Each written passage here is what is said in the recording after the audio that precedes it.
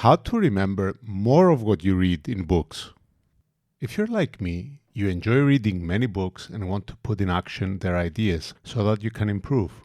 Most times, however, by the time you finished one book and started the next one, you tend to forget most of what you have read. This is very frustrating. Fortunately, there are ways to understand and remember more of what you read, which we will go through in this video. Before you read, you should gain an overview of the book. I like to think of reading a book as building a knowledge tree. First, there is the core of the tree, its trunk.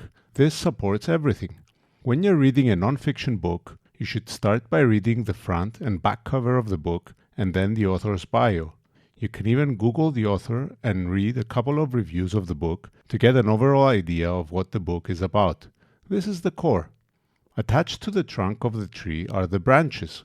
In the case of the book, the branches are the various chapters. Thus, the next step is to go through the table of contents of the book.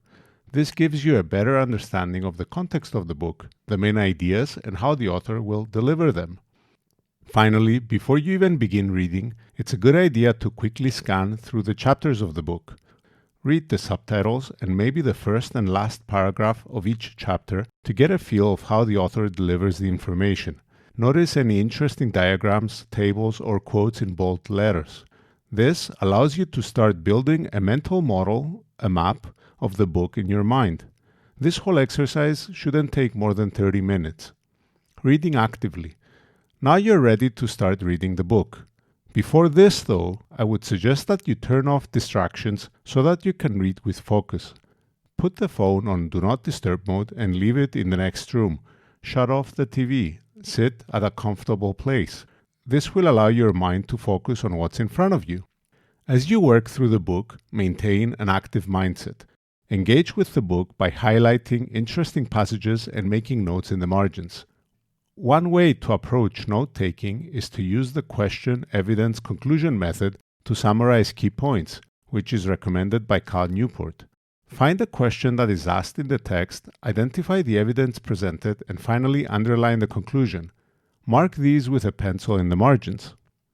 If you're particularly keen on remembering key sections from the book, the method of active recall will ensure your retention. This is how it works. Every couple of paragraphs or every couple of pages you read, close the book and try to explain in your own words what it says. At the end of each chapter, without looking back, you can close the book and write some notes on the main takeaways of the chapter for you. Then, look back at the chapter and fill in the missing information.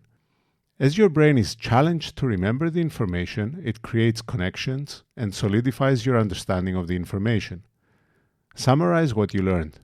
Once you're finished with reading the book, there are some key ways to consolidate your lessons and remember more of what you have read.